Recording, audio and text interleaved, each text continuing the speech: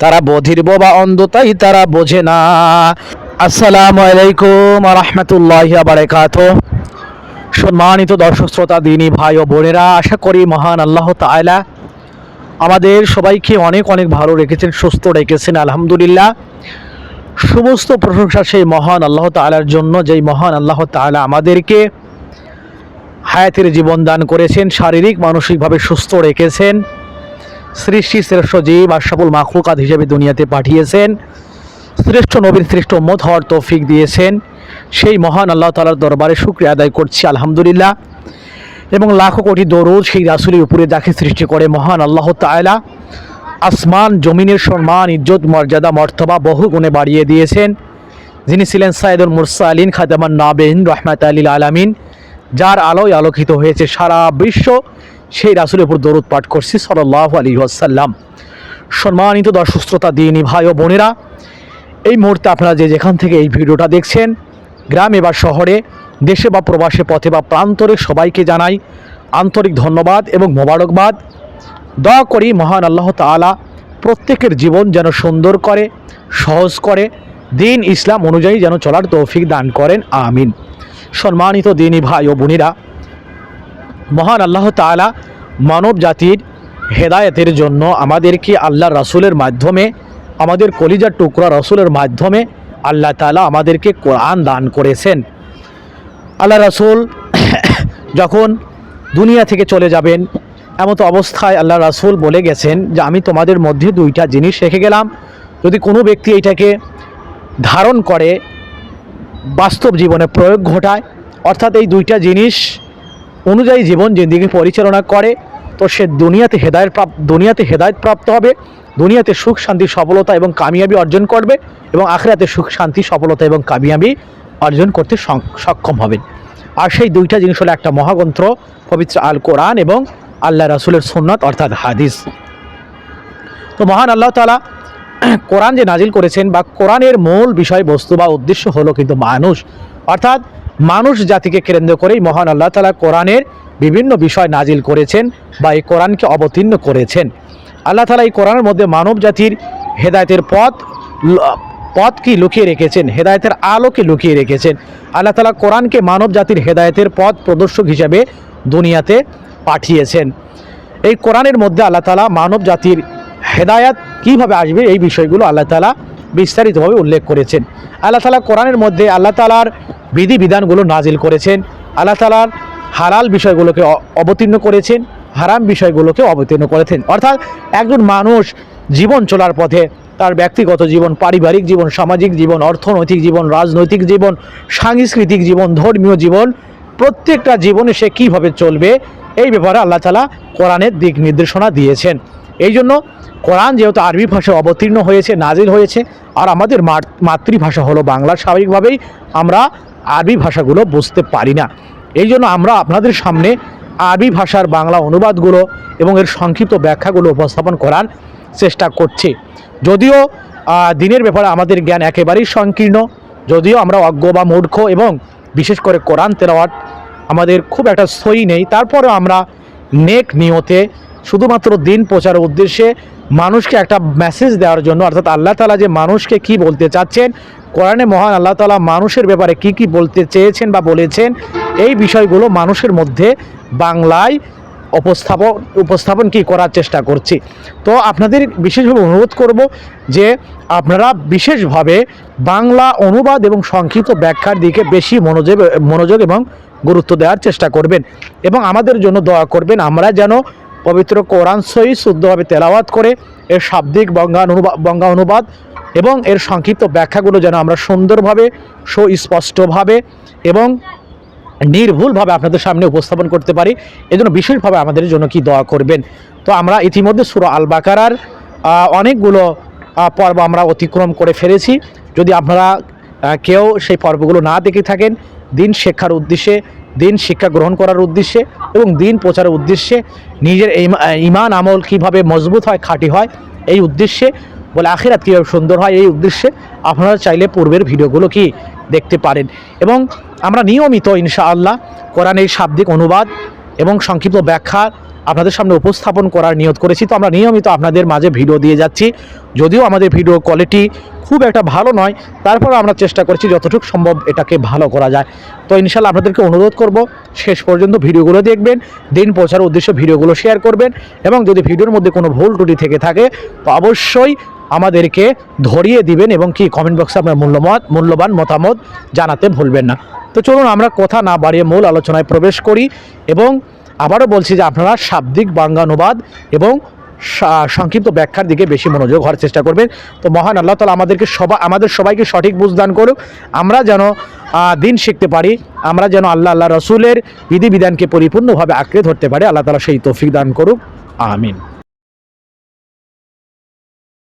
আলহামদুলিল্লাহ সুম্মা আলহামদুলিল্লাহ। ইনশাআল্লাহ আজকে আমাদের সূরা আল বাকারার 171 নম্বর আয়াত থেকে আলোচনা শুরু হবে। আলোচনা শুরুতে প্রত্যেককে আহ্বান করব, অনুরোধ করব যে আপনারা বাংলা অনুবাদ এবং সংক্ষিপ্ত ব্যাখ্যার দিকে বেশি মনোযোগী এবং বেশি গুরুত্ব দেওয়ার চেষ্টা করবেন, এবং আমাদের জন্য দোয়া করবেন যেন আমরা সহিভাবে, শুদ্ধভাবে, বিশুদ্ধভাবে, নির্ভুলভাবে কোরআন আয়াতগুলো এবং এর সংক্ষিপ্ত অনুবাদ এবং ব্যাখ্যাগুলো আপনাদের সামনে উপস্থাপন করতে পারি, আমিন। আউযু বিল্লাহি মিনাশ শাইতানির রাজীম। বিসমিল্লাহির রাহমানির রহিম। ومثل الذين كفروا كمثل الذي ينعق بما لا يسمع إلا دعاء ونداء صم بكم عمي فهم لا يعقلون। আর আল্লাহ তাআলা সূরা আল বাকারার 171 নম্বর আয়াতে উল্লেখ করেছেন, ইরশাদ করেছেন, আর যারা কপরি করেছে তাদের উদাহরণ তার মতো, যে এমন কিছুর জন্য চিৎকার করেছে, হাক ডাক ছাড়া সে কিছু শোনে না, তারা বধির, বোবা, অন্ধ, তাই তারা বোঝে না। অর্থাৎ আল্লাহ তাআলা বলেন, আর এই অমান্যকারীদের দৃষ্টান্ত হলো এরূপ, যেমন কোনো ব্যক্তি এমন কিছুকে অর্থাৎ পশুকে ডাকে যা ডাক হাক ছাড়া আর কিছুই শোনে না, বোঝে না, তারা বধির, বোবা, অন্ধ, তাই তো তারা কিছুই বুঝতে পারে না। অর্থাৎ যে কাফেররা পূর্বপুরুষদের অন্ধ অনুকরণকে নিজেদের জ্ঞান বুদ্ধিকে অকেজো করে দিয়েছে, তাদের দৃষ্টান্ত সেই পশুদের মতো যাদের রাখাল ডাকে ও আওয়াজ দেয়, এবং তারা সেই ডাক ও আওয়াজ তো শোনে কিন্তু বোঝে না যে তাদেরকে কেন ডাকা এবং আওয়াজ দেওয়া হচ্ছে। অনুরূপ এই অন্ধ অনুসরণকারীদের অনুকরণকারীদের বধির, অনুসরণকারীরা বধির, তাই সত্য ডাক শোনে না, বোবা, তাই হক কথা তাদের জবান থেকে বের হয় না, অন্ধ, তাই সত্য দেখতে তারা অক্ষম, এবং জ্ঞান শূন্য, তাই সত্যের দাওয়াত এবং তাওহীদ ও সুন্নতকে তারা বুঝতে পারে না। এখানে দা অর্থাৎ ডাক অর্থ নিকটের শব্দ, এবং নাদা অর্থ হাক অর্থাৎ দূরের শব্দ। অর্থাৎ আল্লাহ তাআলা এই আয়াতটা কিন্তু ওই সকল শ্রেণীদের সম্পর্কে নাজিল করেছেন যাদেরকে দ্বীনের দিকে ডাকা হয়, যাদেরকে কল্যাণের দিকে আহ্বান করা হয়, আল্লাহ তাআলার তাওহীদের দিকে দাওয়াত দেওয়া হয়, তখন তারা বলে না না না না, আমরা আমাদের পিতৃপুরুষরা যেই ধর্ম অনুসরণ করে গিয়েছে, আমরা এই ধর্ম এবং মতাদর্শকেই আমরা লালন পালন করব। অর্থাৎ যদিও তাদের পিতৃপুরুষরা এইভাবে জ্ঞানহীন ছিল, অজ্ঞ ছিল, মূর্খ ছিল, জাহেল ছিল, কিন্তু এই সকল মানুষদের কাছে দিন পৌঁছার পরেও, জ্ঞান আকল বুদ্ধি পৌঁছার পরেও, এবং তারা বিষয়গুলো জানার পরেও প্রকাশ সেইগুলো অস্বীকার করে, তাদেরকে উদাহরণ দেওয়া হচ্ছে সেই পশুর সাথে, যেই পশুকে আওয়াজ দেওয়া হয়, ডাকা হয়, কিন্তু সে শোনে ঠিকই, কিন্তু কেন আওয়াজ দেওয়া হচ্ছে, ডাকা হচ্ছে, এই বিষয়গুলো সে অনুধাবন করতে সক্ষম হয় না, বুঝতে সক্ষম হয় না। ঠিক তদ্রূপ এই সকল মানুষদেরকে যখন আল্লাহর দিকে, হেদায়েতের দিকে, তাওহীদের দিকে ডাকা হয়, দাওয়াত দেওয়া হয়, তারা বোঝে না। অনুরূপ এই অন্ধ অনুকারীদের বধির বলে সম্বোধন করা হয়েছে, কারণ তারা সত্য ডাকে শোনে না, এবং বোবা এই জন্য বলা হয়েছে তাদের জবান দ্বারা ভালো কথা বের হয় না, আল্লাহ তাআলার কথাগুলো বের হয় না, এবং তারা সত্য দেখতে অক্ষম। আর আল্লাহ তাআলা 172 নম্বর আয়াতে ইরশাদ করেন, ইয়া আইয়ুহাল্লাযীনা আমানু কুলু মিন তাইয়্যিবাতি ওয়া মা রাযাকনাকুম ওয়াশকুরু লিল্লাহি ইন কুনতুম ইয়াহু তা'বুদুন। আর আল্লাহ তাআলা বলেন, হে মুমিনগণ, আহার করো, আমি তোমাদেরকে যে হালাল রিজিক দিয়েছি এবং তা থেকে আল্লাহর জন্য শুকর করো, যদি তোমরা তারই ইবাদত করো। অর্থাৎ হে বিশ্বাসীগণ, আমি তোমাদেরকে যে রুজি দিয়েছি তা থেকে পবিত্র বস্তু আহার করো এবং আল্লাহর কাছে কৃতজ্ঞতা প্রকাশ করো। যদি তোমরা শুধু তারই উপাসনা করে থাকো, তারই ইবাদত করে থাকো। এই আয়াতে ইমানদারকে সেই সমস্ত পবিত্র জিনিস খাওয়ার নির্দেশ দেওয়া হয়েছে যা আল্লাহ হালাল করেছেন, আর খেয়ে আল্লাহর কৃতজ্ঞতা জ্ঞাপন করার তাগিদ করা হয়েছে।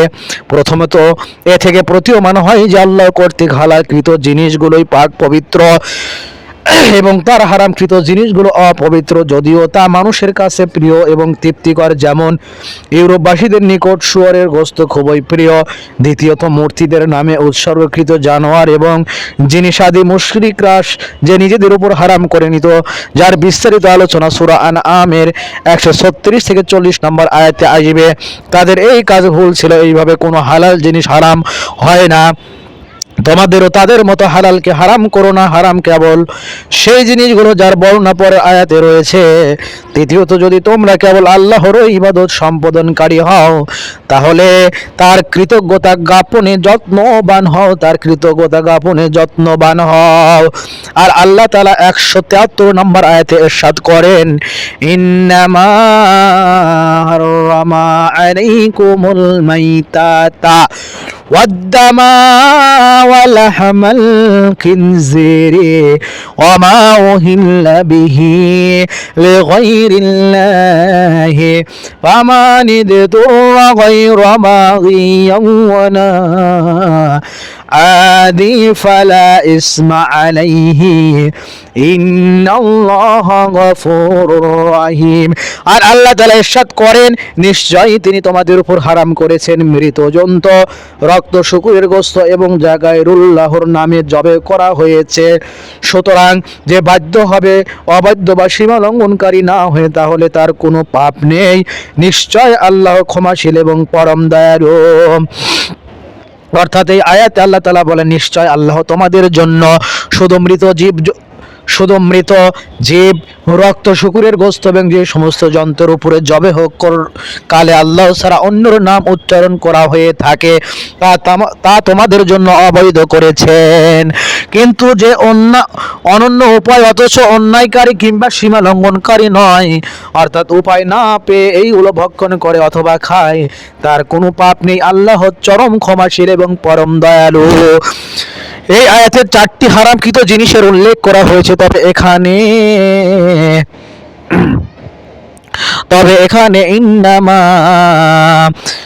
শব্দ দ্বারা সীমিতকরণের এই সন্দেহের সৃষ্টি করে যে হারাম কেবল এই 4টি জিনিসই, অথচ এছাড়াও আরো অনেক জিনিস হারাম আছে। তাই প্রথমত এটা বুঝে নেওয়া উচিত যে এই সীমিতকরণ বিশেষ কথা প্রসঙ্গে এসেছে, অর্থাৎ মুশরিকরা হালাল জানোয়ারকে হারাম করে নিত। তাই মহান আল্লাহ তাআলা বলেন, হারাম শুধুমাত্র এইগুলো কাজেই। এই সীমিতকরণ তুলনামূলক, অর্থাৎ এছাড়াও আরো হারাম জিনিস আছে যা এখানে উল্লেখিত হয়নি। আর দ্বিতীয়ত হাদিসে প্রাণীর হালাল হারাম সংক্রান্ত 2টি মূলনীতি বলে দেওয়া হয়েছে, যেটাকে আয়াতের সঠিক তাফসীর হিসেবে সামনে রাখা উচিত।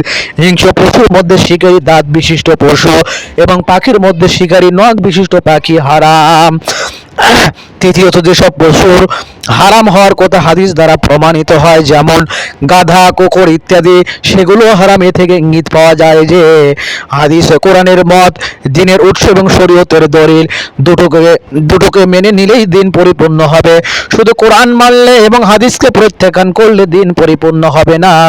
মৃত বলতে এমন হালাল পশু যা যথা নিয়মে জব ছাড়াই স্বাভাবিকভাবে অথবা কোনো দুর্ঘটনায়, বিস্তারিত আলোচনা সূরা মায়েদার 3 নং আয়াতে আছে, মারা গেছে কিংবা শরীয়ত তরিকার পরিপন্থী নিয়মে জবেহ করা হয়েছে, যেমন গলা টিপে অথবা পাথর বা লাঠির আঘাত দ্বারা ইত্যাদি মারা হয়েছে, কিংবা বর্তমানের যান্ত্রিক জবেহ দ্বারা মারা হয়েছে বা আসলে আঘাত দিয়ে হত্যা করার শামিল, তা আসলে মৃত্যু এবং হারাম। তবে হাদিসের দুটো মৃত পানি বৈধ করা হয়েছে, তা হলো মাছ এবং পঙ্গপাল। এই দুটো মৃত্যু হারাম হওয়ার বিধান থেকে স্বতন্ত্র। রক্ত বলতে প্রবাহিত রক্ত, অর্থাৎ জবেহ করার পর যে রক্ত বের হয়ে বয়ে যায়, গোশতের সাথে যে রক্ত লেগে থাকে তা হালাল। এছাড়াও দুটো রক্তকে হাদিসে বৈধ বলা হয়েছে, যেমন কলিজা অর্থাৎ লিভার এবং তিল অর্থাৎ প্লীহা। শুয়োর নিকৃষ্ট জানোয়ার, বিদায় আল্লাহ তাকে হারাম করেছেন। শরীয়তে এমন জানোয়ারও হারাম যাকে গায়রুল্লাহর নামে জবে করা হয়েছে, যেমন আরবের মুশরিকরা লাত এবং উজ্জা ইত্যাদির নামে এবং অগ্নি পূজকরা আগুনের নামে বা উদ্দেশ্যে জবে করত। আর এই আওতাভুক্ত হলো সেই পশু যাকে অজ্ঞ মুসলিমরা মৃত অলিদের ভালোবাসায়, তাদের সন্তুষ্টি এবং নৈকট্য লাভের উদ্দেশ্যে অথবা তাদের ভয় এবং তাদের নিকট কোনো কিছু পাওয়ার আশায় কবর এবং আস্তানার সময় জব করে, বা আস্তানায় খাদেমকে অলির নামে দান করে আসে।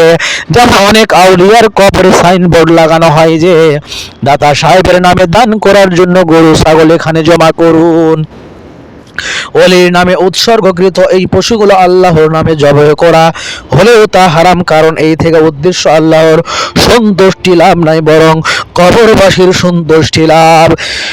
গায়রুল্লাহর প্রতি সম্মান প্রদর্শন অথবা তার অতি প্রাকৃত ভয়ে বা তার নিকট কিছু পাওয়ার আশা করা হয়, যা শিরক। অনুরূপ পশু ছাড়াও যেসব জিনিস গায়রুল্লাহর নামে মানত বা দান করা হয় তা সবাই হারাম। যেমন কবরে নিয়ে গিয়ে অথবা সেখানে থেকেই ক্রয় করে সেখানে উপস্থিত ফকির মিসকিনদের মাঝে ডেকচির খয়রাতি খাবার কিংবা মিষ্টি ও টাকা পয়সা বন্টন, কিংবা রানার বাট্টে মানত এবং দানের টাকা পয়সা দেওয়া, অথবা ওরসের সময় সেখানে দুধ ইত্যাদি খাদ্য পাঠানো, এ সমস্ত কার্যকলাপ হারাম এবং অবৈধ, কেননা এসবই গায়রুল্লাহর নামে মানত এবং দান করা বিবেচিত হয়। মানত করাও নামাজ রোজা ইত্যাদি ইবাদতের মতো একটি ইবাদত, আর সব প্রকার ইবাদত কেবল আল্লাহর জন্যই নির্দিষ্ট। এই জন্যই হাদিস এসেছে যে সে অভিশপ্ত যে গায়রুল্লাহর নামে জবেহ করে, সে অভিশপ্ত যে গায়রুল্লাহর নামে জবেহ করে। তাফসিরে নিশাপুরীর হাওয়ালাই তফসিরে আজিজে উল্লেখ হয়েছে, অর্থাৎ আলেমগণ এই ব্যাপারে ঐক্যমত পোষণ করেন যে যদি কোনো মুসলিম গায়রুল্লাহর নৈকট্য লাভের উদ্দেশ্য জবে করে, তাহলে সে মুরতাদ অর্থাৎ দিন থেকে খারিজ হয়ে যাবে এবং তার জবে করা পশু একজন মুরতাদের জবেকৃত পশুর মতো হবে। তাফসিরে আজিজে 611 পৃষ্ঠা আশরাফুল হাওয়াসির বাড়াতে। আর আল্লাহ তাআলা 174 নম্বরে আয়াতে ইরশাদ করেন, ইন্নাল্লাযীনা ইয়াখতুমুনা মা আনজালাল্লাহু মিনাল কিতাবি ওয়া ইয়াশতারুনা বিহি সামানান ক্বালিলান উলাইকা মা ইয়াকুলুনা ফি বুতুনিহিম ইল্লান নার ওয়া লা ইউকাল্লিমুহুমুল্লাহু ইয়াওমাল কিয়ামাতি ওয়া লা ইউযাক্কিহিম ওয়া লা হুম আযাবুন আলীম। আর আল্লাহ তাআলা বলেন, নিশ্চয় যারা গোপন করে যে কিতাব আল্লাহ নাজিল করেছেন এবং এর বিনিময়ে সামান্য মূল্য গ্রহণ করে, তারা শুধু আগুনেই তাদের উদরে পড়ে। আর আল্লাহ কিয়ামতের দিনে তাদের সাথে কথা বলবেন না, তাদের পরিশুদ্ধ করবেন না, আর তাদের জন্য রয়েছে যন্ত্রণাদায়ক আযাব। আল্লাহ যে কিতাব অবতীর্ণ করেছেন তারা তা গোপন করে এবং তার বিনিময়ে স্বল্প মূল্য গ্রহণ করে, তারা কেবল আগুন দিয়ে আপন পেট পূর্ণ করে। শেষ বিচারের দিন আল্লাহ তাদের সাথে কথা বলবেন না এবং তাদের পাপ রাশি থেকেও পবিত্র করবেন না, আর তাদের জন্য রয়েছে যন্ত্রণাদায়ক শাস্তি। অর্থাৎ বনি ইসরাইলরা তাদের ধর্মগ্রন্থ থেকে অনেক কিছু কাটছাঁট করত, সংযোজন বিয়োজন করত, তাদের মন মতো যেগুলো হতো না সেইগুলোকে তারা পরিবর্তন করে নিত, আর যেগুলো তাদের পক্ষে থাকতো, তাদের মন মতো হতো, তাদের বিভিন্ন স্বার্থের পক্ষে থাকতো, সেই বিষয়গুলো তারা গ্রহণ করত। অথবা যে কোনো ধর্মগ্রন্থ যেটা আল্লাহ তাআলার পক্ষ থেকে নাজিলকৃত ঐশী গ্রন্থ। এই গ্রন্থের মধ্যে কোনো কিছু সংযোজন করা, বিয়োজন করা, জেনে শুনে অল্প মূল্যে এটা বিক্রি করার ফল হবে যে আল্লাহ তাআলা কিয়ামতের দিন তাদের সাথে কথা বলবেন না, তাদের উপর রাগান্বিত থাকবেন। এবং আল্লাহ তাআলা স্পষ্টভাবে জানিয়ে দিয়েছেন এই যে মূল্য তারা গ্রহণ করলো, মূলত তারা তাদের উদরে আগুনই পুরলো, অর্থাৎ তাদের পেটের মধ্যে আগুনই ভরে নিল। আর আল্লাহ তাআলা কিয়ামতের দিন তাদেরকে পরিশুদ্ধ করবেন না, পবিত্রতা করবেন না, এবং তাদের জন্য রয়েছে যন্ত্রণাদায়ক শাস্তি আর আযাব। আল্লাহ তাআলা 175 নম্বর আয়াতে ইরশাদ করেছেন, أولئك الذين استرعوا الضلالة بالهدى والعذاب بالمغفرة فما আসবারাহুম আলান নার। তারাই হিদায়াতের পরিবর্তে পদভ্রষ্টতা এবং মাগফিরাতের পরিবর্তে আযাব ক্রয় করেছে আগুনের উপর। তারা কতই না ধৈর্যশীল, অর্থাৎ তারাই সুপথের বদলে কুপথ এবং ক্ষমার বদলে শাস্তি ক্রয় করেছে দোজখের আগুনে। তারা কতই না ধৈর্যশীল। তো পূর্বের আয়াতে মহান আল্লাহ তাআলা যাদের ব্যাপারে নাজিল করেছেন, ইরশাদ করেছেন, তাদের ব্যাপারে আল্লাহ তাআলা এই আয়াতে নাজিল করেছেন, ইরশাদ করেছেন তারাই সুপথের পরিবর্তে কুপথ, খারাপ পথ এবং ক্ষমার পরিবর্তে শাস্তি ক্রয় করেছে। অর্থাৎ এই যে ঐশী গ্রন্থ, অর্থাৎ মহান আল্লাহ তাআলা ওহির মাধ্যমে যেই পবিত্র গ্রন্থগুলো আল্লাহ তাআলা দুনিয়াতে নাজিল করেছেন, এই নাজিলকৃত গ্রন্থকে অল্প মূল্যে বিক্রি করা, অথবা এইটার মধ্যে সংযোজন বিয়োজন ঘটানো, অথবা এইটা জেনে শুনে কোনো কিছু প্রকাশ করা, অথবা গোপন জেনে শুনে কোনো কিছু গ্রহণ করা, এই সকল কাজ যারা করবে তারা এই শাস্তির সম্মুখীন হবে। তারা সুপথের পরিবর্তে কুপথ, হেদায়েতের পরিবর্তে গোমরাহ, ক্ষমার পরিবর্তে শাস্তি ক্রয় করেছে এবং তারা দোজখের আগুনে কতই না ধৈর্যশীলের পরিচয় দিচ্ছে। এই আয়াতে কিন্তু মহান আল্লাহ তাআলা ওই সকল ব্যক্তিদের সম্পর্কে বিস্তারিত জানিয়ে দিয়েছেন এবং তাদের আযাবের ব্যাপারে আল্লাহ তাআলা জানিয়ে দিয়েছেন। এই জন্য আমাদের বর্তমান সমাজে মুসলিমদের মধ্যে অনেক ওলামায়ে কেরাম এরকম আছেন যারা জেনে শুনে নিজেদের স্বার্থ হাসিলের জন্য বিভিন্ন উদ্দেশ্যের কারণে, হয়তোবা ক্ষমতা, হয়তোবা টাকা পয়সা, হয়তোবা অন্য কোনো নেতার সন্তুষ্টি অর্জন, অথবা যে কোনো কারণে অনেক সময় পবিত্র ধর্মগ্রন্থ আল কোরআনের অনেক আয়াতকে ভুলভাবে ব্যাখ্যা করা হয়, ভুলভাবে উপস্থাপন করা হয়। এটা জেনে শুনেই করা হয়। এরাও কিন্তু এই আয়াতের অন্তর্ভুক্ত হয়ে যাবেন। এই জন্য এই বিষয়গুলো আমাদের সচেতন থাকা উচিত, এই বিষয়গুলো গুরুত্ব সহকারে বিবেচনা করে আমাদের চলা উচিত। আমাদের দ্বারা যেন পবিত্র আল কোরআনের কোনো ধরনের অপব্যাখ্যা না হয়, কোনো কিছু গোপন যেন না হয়। আমরা যেন পরিপূর্ণভাবে আল্লাহ তাআলা যে বিষয়গুলো নাজিল করেছেন, প্রত্যেকটা হরফ, প্রত্যেকটা জবর জের পেশ, প্রত্যেকটা নোক্তা, প্রত্যেকটা আয়াতকে যেন আমরা পরিপূর্ণভাবে অন্তরে বিশ্বাসী স্থাপন করে বাস্তব জীবনে প্রণয়ন করতে পারি, প্রয়োগ ঘটাতে পারি। আল্লাহ তাআলা আমাদের সবাইকে সঠিক বোঝ দান করুক, আমিন। ভিডিওটি যদি ভালো লাগে অবশ্যই শেয়ার করবেন। পরবর্তী ভিডিও পাওয়ার জন্য আমাদের সাথে থাকার চেষ্টা করবেন ইনশাআল্লাহ। সবাইকে অসংখ্য ধন্যবাদ। আসসালামু আলাইকুম ওয়া রাহমাতুল্লাহি ওয়া বারাকাতুহু।